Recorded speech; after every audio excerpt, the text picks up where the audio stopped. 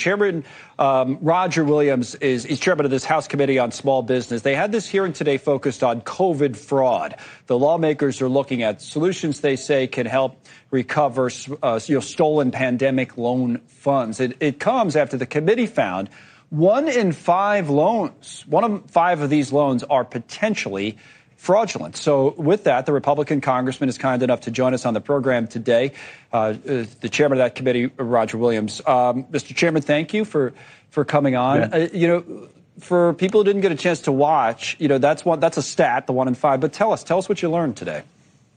Well, we learned that COVID devastated the SBA. 1 in 5 loans, as you said, it looked to be fraudulent. There's $200 billion that's in those fraudulent loans that went to the wrong people. And candidly, the Inspector General said it might be as high as $600 billion. And this is an agency that's got in business we'd call it $1 billion capitalization. They can't find $200 to $600 billion. Pretty unbelievable. A lot of fraud from the beginning. We had testimony today that the PPP and the EIDL loans, especially the EIDL loans, were ripe for failure. People that had phony Social Security numbers, people had no Social Security numbers, people got money they didn't know was coming. It's pretty much a disaster. And this is the money that belongs to the people. And we're not going to be a committee that sits back and really does nothing. We want to try to get some of this money back. We're going to do it, and we'll announce it next week with whistleblower programs and paying commission to people that bring this money back. We're going to get very aggressive with it. But we're also upset as we know that some foreign nationals got this money. Can you believe that?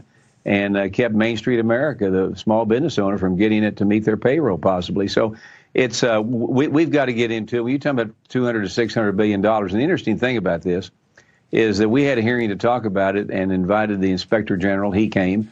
Secretary Guzman did not even show to the hearing. You would have thought that she would have had lawyers and her team there to explain her position. But they say it's only $36 billion, as she says, only. Like it's chump change or something. It's crazy. But we're going to get after it. We're going to be organized. We're going to find some of this money and hopefully deliver it back to the people. Okay. Well, we'll keep covering that. We'll look. You said next week, right? We'll look for that announcement next week in terms of what you guys are moving forward with. While I have you, maybe I just ask you a couple of other questions about the news of the day or the news of the week. Shutdown is obviously one of the things that we're following, and we want to know where are you guys? Have you heard anything? Talking to your colleagues, I mean, whether this government's going to shut down the 1st of October? Do you expect the speaker to still be the speaker? I mean, where are things as you see it, at least?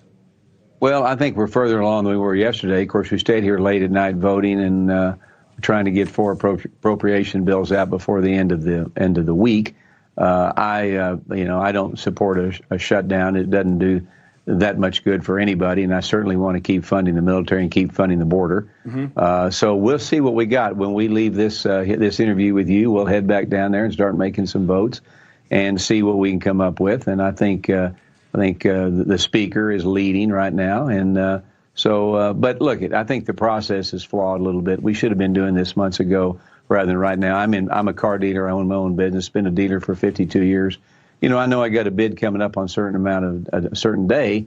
I'll prepare it, but rather than that day of. So I think we can do better there. But let's see if we can get by, not shut the government down, keep it open, so we can support our troops and support our border patrol, and we'll just see what happens. Where are you on the auto worker strike? By the way, since you brought up your car dealer past, and obviously a lot of experience in the industry. Where do you stand on, and what are your observations of what you're seeing there? Well, the observations are this. I've been through a million of these, been in business 52 years, but you got Joe Biden out there picketing with the union, the president of the United States. This never happened. He should be trying to arbitrate.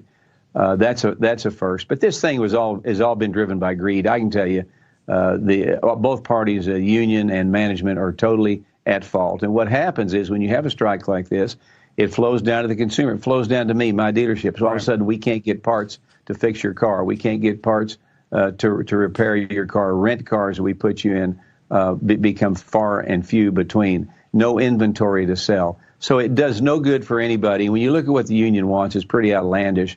3-day work week and this and that, and be paid for more than that. But also, I blame management too for declaring huge bonuses in the time after COVID. And when you have a small business like I do in Main Street America, you usually pay your employees first. Or don't pay yourself anything at all. So all this is greed from both sides. I hope it gets settled quickly. But the bottom line to this strike is the fact that the customers are going to pay for it, because whatever benefits the factory gives in to the auto workers are just going to be passed on in the cost of the cars that people buy at their dealers on their lot. And they've got high interest rates now, and the price of cars is high to begin with. And it'll just be passed on again. And it's not a good model to follow, but we hope it's settled quickly. But I blame both parties. All right, Congressman. Yeah, we covered a lot of ground. We appreciate you, commenting on some of those breaking issues of the day. We'll let you get back to work on Capitol Hill, and we will follow up on the COVID story and Sure. see what you guys have next week. Thanks for coming on today. Okay. Thank you. All right. Appreciate it. Congressman Roger Williams, chairman of that committee on small business.